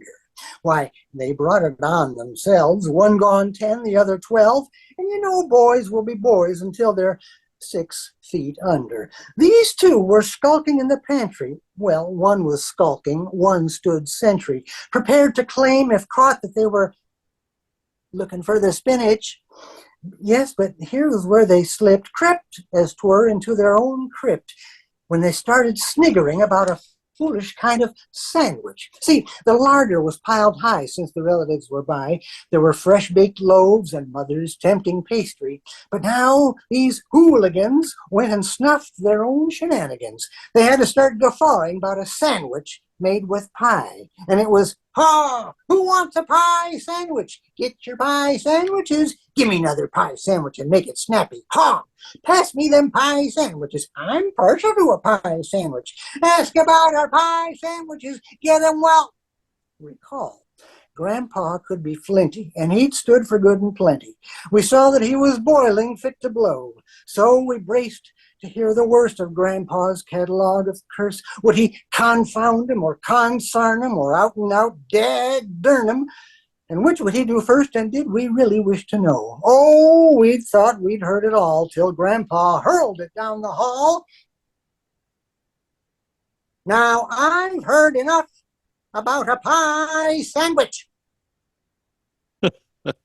Well, those boys slipped out like they'd been whipped. You could say their wings were clipped. They walked the 4 miles home and turned in early. As for Gramp, his wrath was spent, and when to his reward he went, his tirade was his epitaph, and you may read it yet. Harry Truxton Van Camp III, 1890, 1980. Loving son, brother, husband, father, grandfather. Now I've heard enough about a pie sandwich. Lively language from a tombstone leaves passers-by unnerved.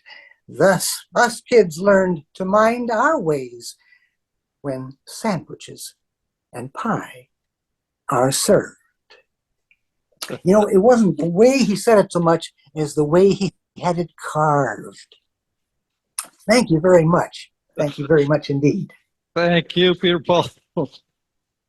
And that grandchild that's coming is one lucky person, because I'm sure they're going to get to hear lots of Grandpa's verse as they're growing up. No doubt you'll turn them into another wordsmith. I'm sure he can hardly wait. The things he doesn't know are in store for him. Fabulous. Thank you. Thank you. All right, we're coming back in-house now, and Jeremy Gallagher is going to share some words with us. Come on down, Jeremy. You're going to have to stretch that microphone up a little bit, I think.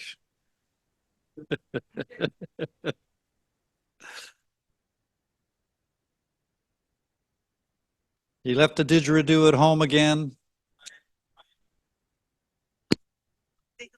Hello. There we go. That's good. Char asked me to say hello. Hello, world. Okay. You asked me if I had my didgeridoo. I do not have it on me currently, but it's only a few hundred meters away, so it should be all right. There we go. Just let's get your head in the picture here. Okay. We don't want people out there in Zoomland to think you're headless or something. You know, just yeah. No, right. While she's taking her minute, I would like to request something from the crowd. I always feel like crowd participation is the most important element of any performance. And I think slam poetry is, you know, an art that could be defined as what has happened here, potentially. Slam poetry is more physically active, I guess, and fast. But I was just wondering if anybody has a quarter that I could borrow, and they will receive it back within about 1 minute after they give it to me. Does anyone have a quarter or any coin, really? A loonie, a toonie? All right, we got 1 quarter.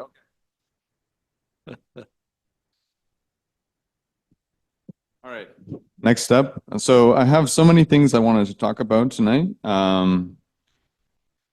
And I decided that the format is not a very crowd participatory. This is for the format of people who have rehearsed and edited their pieces over and over again to the point of perfection.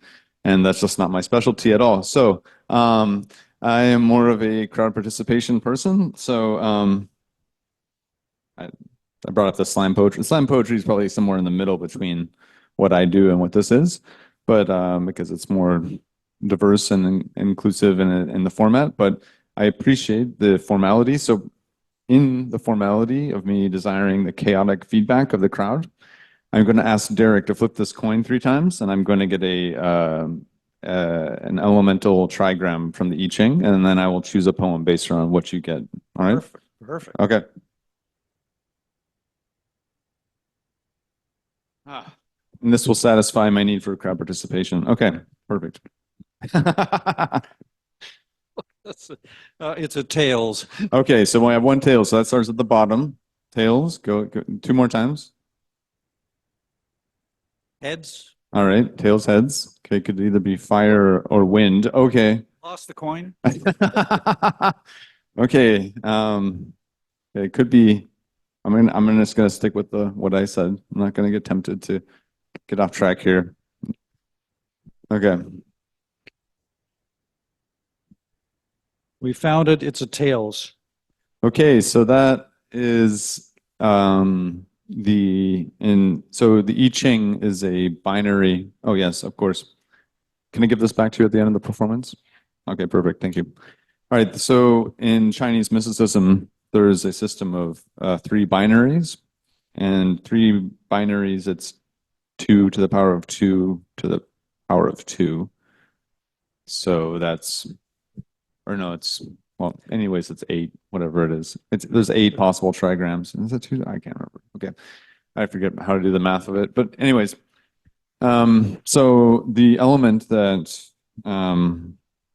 Derek has given me is the element of wind, or wood, which is will give me an idea of what I should read about here. So wind and wood is wind and wood is the only element in the I Ching that has 2 different physical descriptions. If you had landed tails at the end, it would have been water, which is associated with chaos. And anyways, okay. So the feeling of that trigram is the one of showing support and selflessly acting on behalf of another being, and to follow through with one's promises. That's sort of the energy of tails, heads, heads. Okay. So as part of that, I'm going to follow through with what me and Rachel were talking about earlier, which is I'm going to tell a story about my first time I went to Tofino. So that's what I've decided upon. Okay. Because I have some crazy. I was thinking about maybe sharing some of my economic theories or some of my theories on quantum physics and consciousness. You got about a minute and a half. Okay. Left. All right. Okay.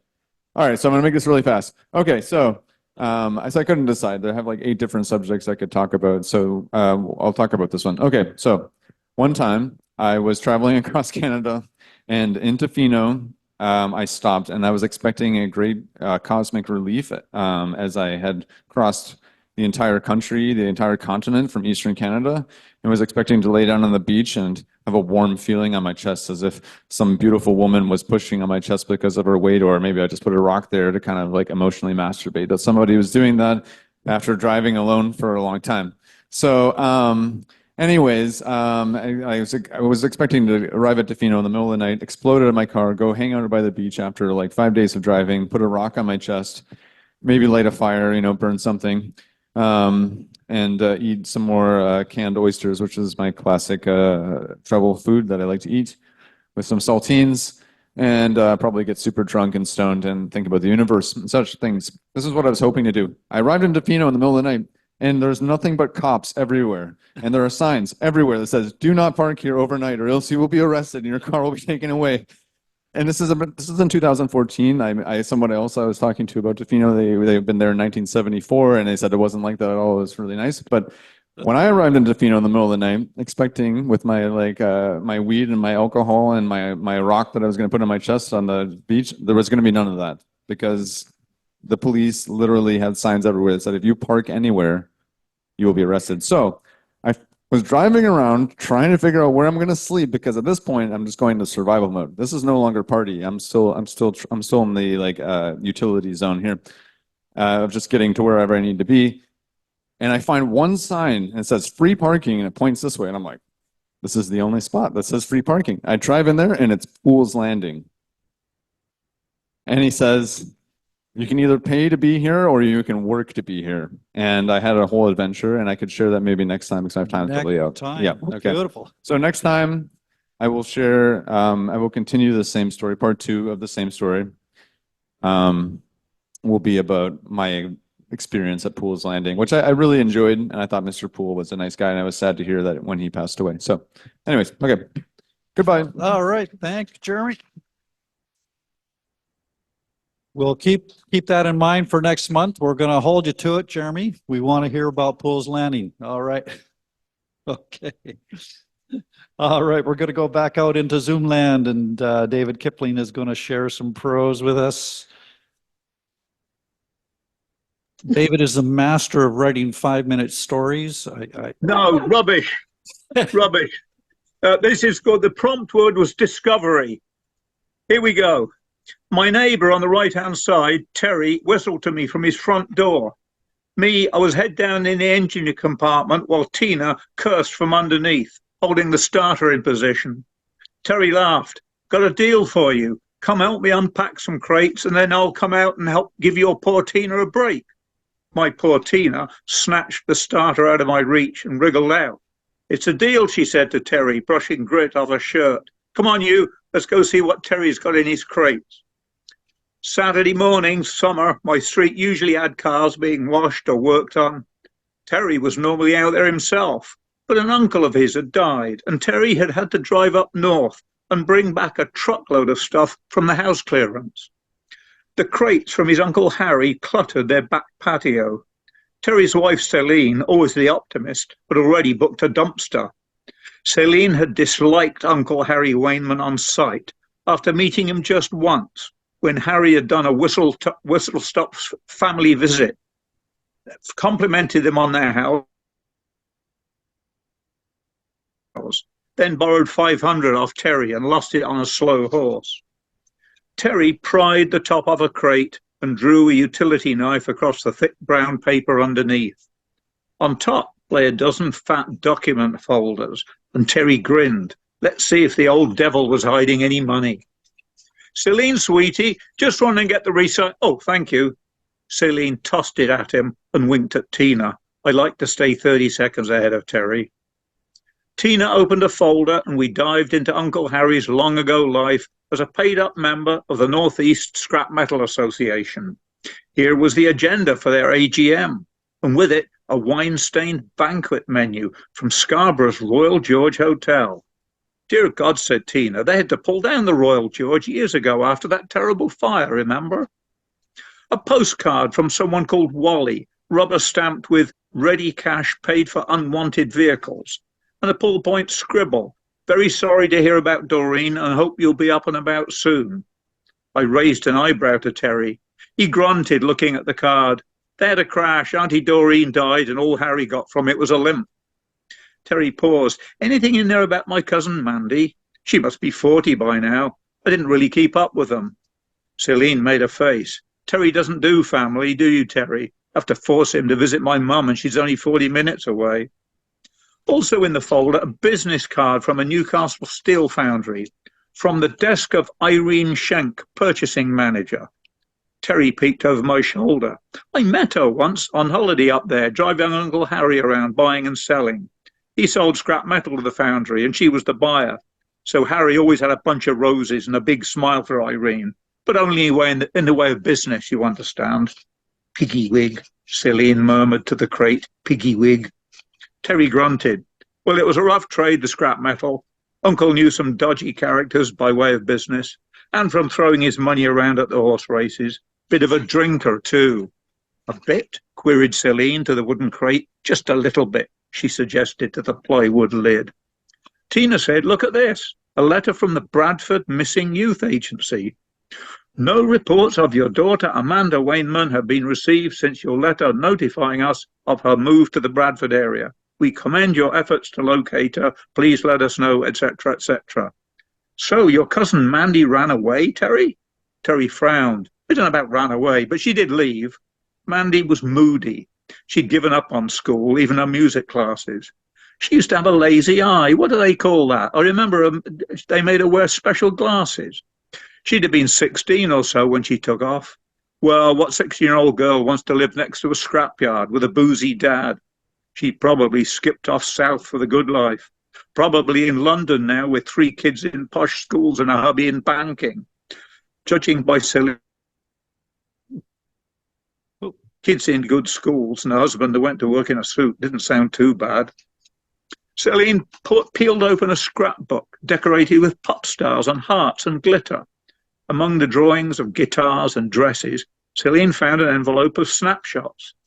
Everyone grins, don't they, in photos, snorted Celine. Not me, I had braces. She pulled out a school photograph, a proof print, date stamped 1958, showing 3 figures on a stage.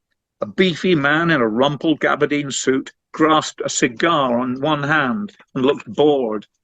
Next to him, a smiling teacher in an academic cap and gown presented a certificate to a girl in a flowered frock who glared at the camera. "Is that your cousin?" Celine asked. Terry peered. "Yeah, that's Mandy. And that's Uncle Harry looking like a cheap Al Capone. Must be a prize giving. One of the few times Harry was ever inside a school." Celine grabbed Tina's wrist. "Look." The teacher on that day would never know about the slashes and scribbles in angry red crayon that would one day storm back and forth across the front of his pants on this 5x7 black and white print, as he smiled proudly at his audience of admiring parents and their children in 1958. A rising shriek came from the house. Celine blurted she'd be getting the tea ready and marched into the kitchen, and then the sound of a pan smacking against something very hard, and Tina hurried after her, and I apologized to Terry and said if he happened to have a 3/8 socket wrench handy, we should maybe get back out there and have another go at that starter.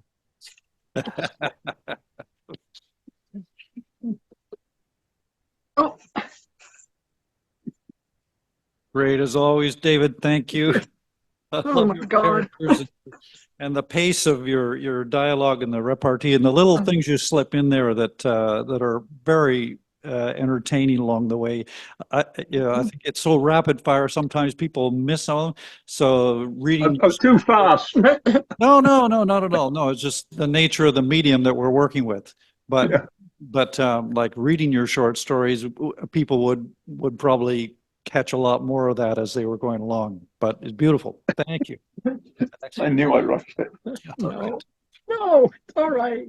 Yeah, lots of applause here. They loved it. Okay, who we got next on? Oh, we got Rochelle Mecca in the house here. Past featured reader has come back to share some more of her poetry, I'm guessing. Yes, she has. There she is. Welcome back, Rochelle. How are you? Hello, I am swell. How are you? Good, very good. Glad to have you back. Thank you.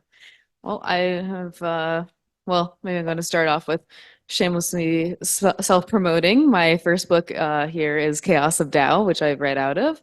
And I also have here Reverse Cycle Repeat. And the exciting part is I'm very close to finishing my 3rd book, which is Emptiness of the Way. Awesome. Due date keeps getting pushed back, so it is before 2024. That's the best I can do. Awesome. Awesome.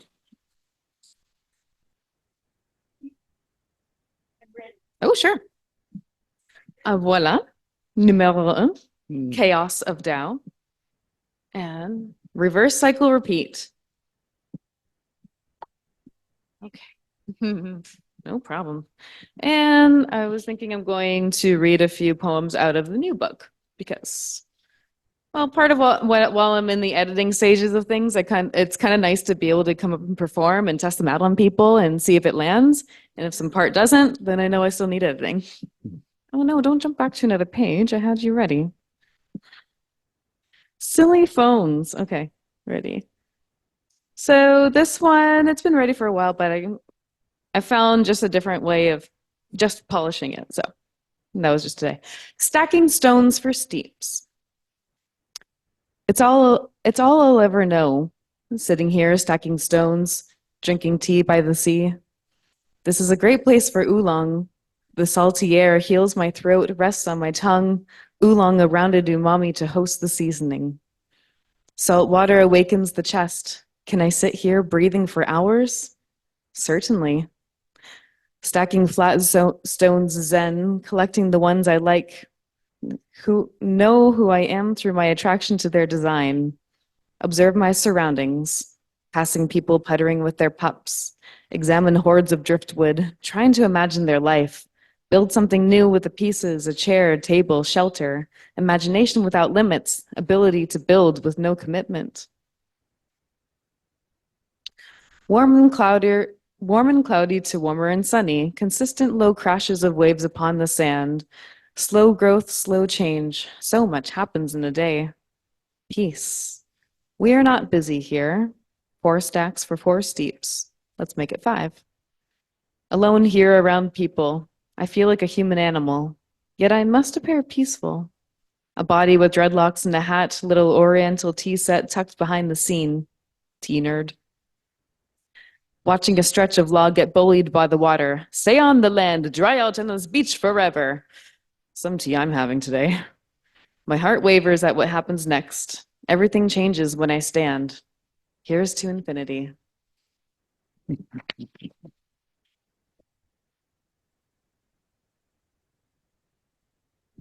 I do feel weird seeing myself in the camera because somehow my hat disappeared. It's not in the chair, so I'm gonna have to do some searching. This next one, along with the, I guess, theme of water, next one is called Waves. Waves are what we chip away from our memories, hurried, phenomenal, diminished. Crashing upon the rocks as if they ever had a chance at survival. Every wave quickly forms and washes out at once. A terrific punch into oblivion like it never ever was. It reminds me that in consciousness nothing exists for long. For all things are God, yet it doesn't stay the same. 1 molecule of a second exists the wave. 1 century of life exists my body, but time isn't what I think in this dream, for I exist forever within these eyes, but there is no map for my life. Collapse.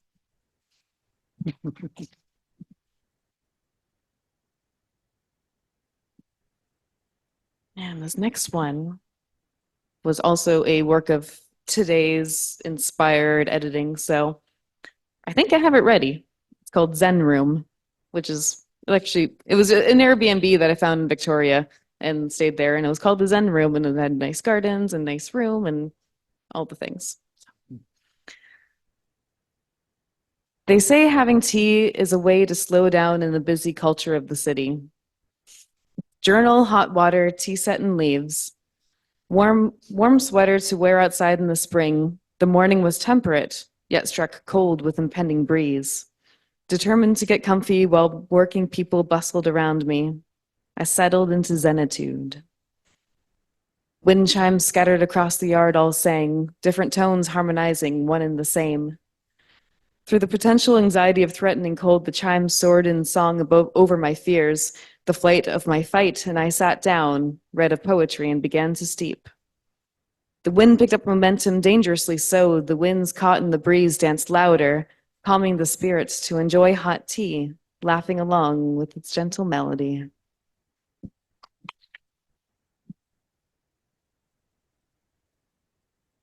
One more quick one. Sure. This one be Night's Butterfly. People don't change across the world, they integrate. Musical tones waver in a chilly eve, ghosts of notes forgotten, renewed in a constant stream. Laughter of healing pipes out like it was meant to be. Forgo the silent tales of tension, let it arise for as long as necessary. Breathe. Are you hearing your heart or your throat? Do your lungs breathe air or does your soul? This body perceives more than our memories, every guilt, smile, and struggle locked in. Rejoice! For here arrives a night butterfly, cheering you on, transforming you, and return you to the source of what you are or are not. Matrix. Matrix. Thank you, Rochelle. Entertaining as always. Looking forward to that book. I'm guessing some of those are going to be in the book, right? They have that definite Zen feel, yes. Okay, perfect. All right, I don't see Herb out there in the audience. No, Herb was going to be our next reader, but I hope he's okay. He's not with us tonight, so we're going to go back to in-house here again and have Vicky Drybrow share some work with us. Come on up, Vicky.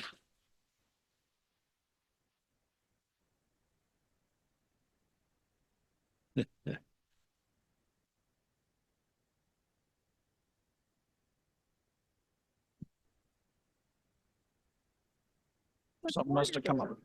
Yeah. It was the lady Yeah. who's sitting at the end. She's just going to bathroom. Oh, okay. There Is we that go. okay? Can you hear me? A little All right. closer to the mic there. Closer? Yeah, Like that? yeah, like that. That's good. If Okay. you're that close, we can hear you. Well, this was a bit of a last minute thing. It's a fragment that I had discarded from part of my novel, but it was kind of for the season, so I thought I would go ahead with it anyway. They wanted me to go out on stage and say the words I had memorized from the play in front of all those people with all those eyes watching in case I made a mistake, all those ears listening for me to say the wrong thing. I had peeked out through the curtains a while ago to see if the hall was filling up. There were people everywhere, sitting down, standing up, talking in groups, walking around. Way in the back, men leaned against the wall while others stood with their backs to the huge wood heater. Everybody on the whole island must have been there, except for my father, of course. He never came to Christmas concerts. There would be presents later. Santa would come and drag a big red sack across the floor to the special chair that was decorated with a red blanket and white fur trim just for him. Then he would sit down and his helpers, who were the women's, the Women's Institute ladies, would call out a kid's name. One of them would place a present in Santa's hand, and when the kid got there, Santa would ask, "Have you been good?" And "What do you want for Christmas?" He wasn't the real Santa, just a helper who got kids excited about Christmas. Some children don't have much of a Christmas, my mother explained to me last year. This way, they get at least one present from Santa. The presents he gave out were really nice, nothing cheap. One year, I got a doll with her own suitcase full of clothes. I wondered what I would get this year. I kept saying the words over and over in my head. I only had 2 lines to say, and I didn't want to forget them. In the play, Gordy was the king, and I was supposed to be the queen, but my voice was so small no one could hear me. Imagine you're standing on a busy street corner and you have to speak loudly so the person next to you can hear you above the traffic, said Mrs. Davis, trying to help. But if I needed to say something and it was noisy or an adult was speaking, I was used to waiting before I spoke. I was a kid. Nothing I had to say was important enough to shout. Pretend the ferry sank and you're yelling for a lifeboat to come get you, said Brady. Help, I called feebly. I couldn't do it. Every time I opened my mouth, that person who I must never disturb would be right beside me, getting angry, yelling at me. Kids would turn and scowl when they heard me, some moving towards me with angry faces, their hands raised to push me down, their feet reaching out to trip me. One thing I knew above all else, to be heard was to invite trouble. My voice cowered in my throat. Eventually, Mrs. Davis gave the part to Lisa. She was so loud you could hear her half a mile away at the ferry dock. I played a servant, so it didn't matter if no one could hear me. Brady played a servant too, because he couldn't remember his lines. I thought it was interesting that Brady, who was supposed to be the leader of the soldiers, with a big voice and could act out fighting better than anybody, had to be a servant. because he had a bad memory. And I, who had a great memory and knew everyone's lines in the whole play, but couldn't be heard, also had to be a servant. While kids, who were worse actors than Brady and had worse memories than me, had the big parts. I had spent a lot of time practicing the play on my own until I got the words right, and they sounded good. But I didn't know how to be loud. My father would never let me. Now, when it was important to be loud, I didn't know how. Lisa was a hit. Her mother had curled her hair, and her voice was so loud, even the men who were standing at the very back stopped talking. Her curls bounced and her voice boomed, and people loved it. They clapped and clapped. That should have been me, I thought, as I slunk away in my servant's costume. They would have been clapping for me if only I had a bigger voice. Wow, beautiful. Thank you for that, Vicki. So true as so many in our generation. It's probably not stopped, but the way we lose our voices, how it's robbed from us in childhood, and we have to work so hard to get them back. And I'm so glad you got yours back. Can't shut me up now. All right. All right. That brings us to me, the last reader. So I'll pop up. I've got just one poem I want to share before we say goodnight.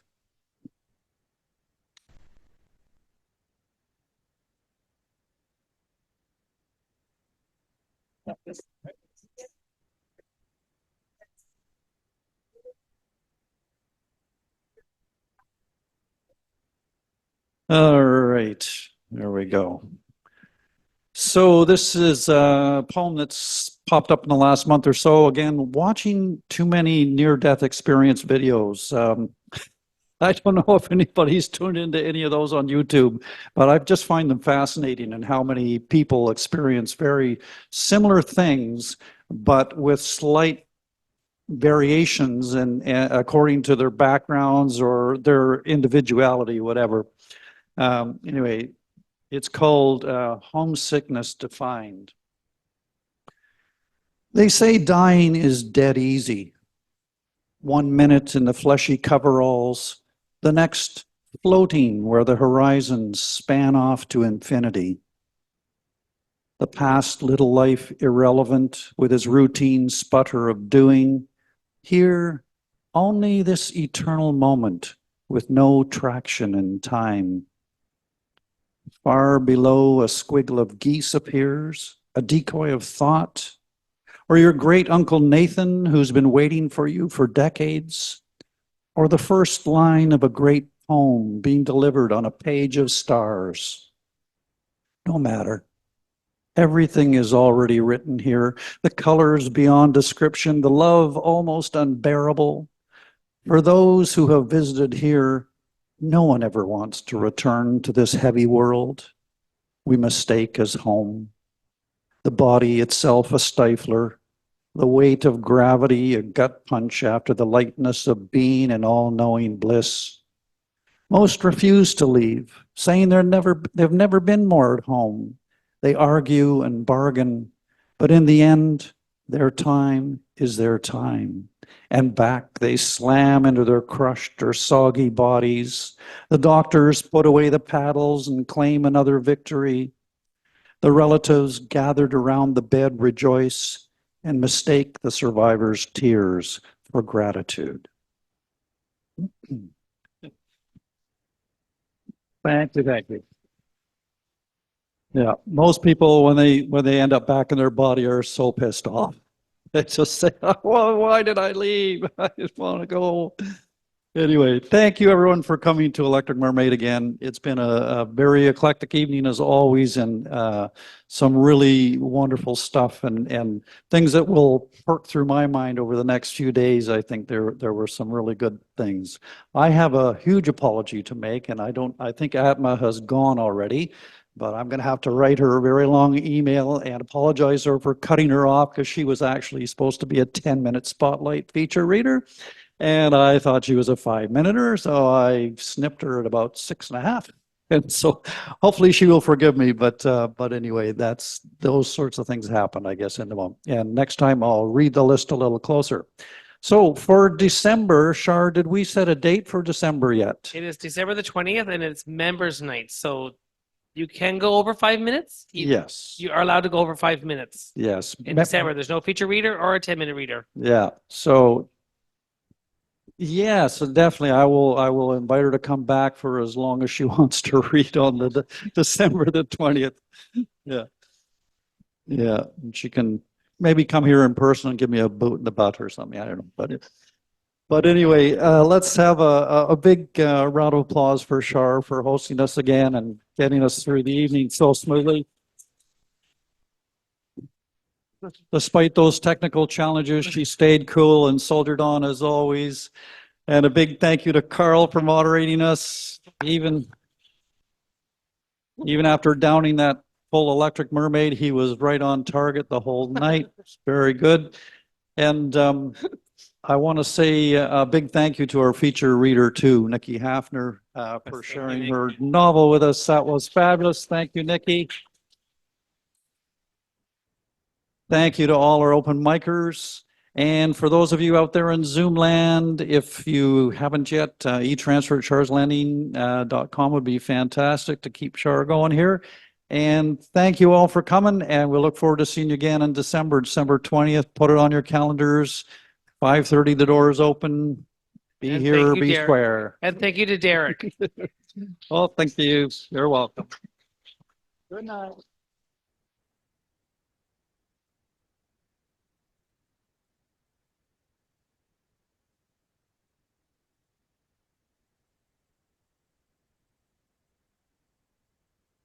Yeah, right, Barney. Right, Barney.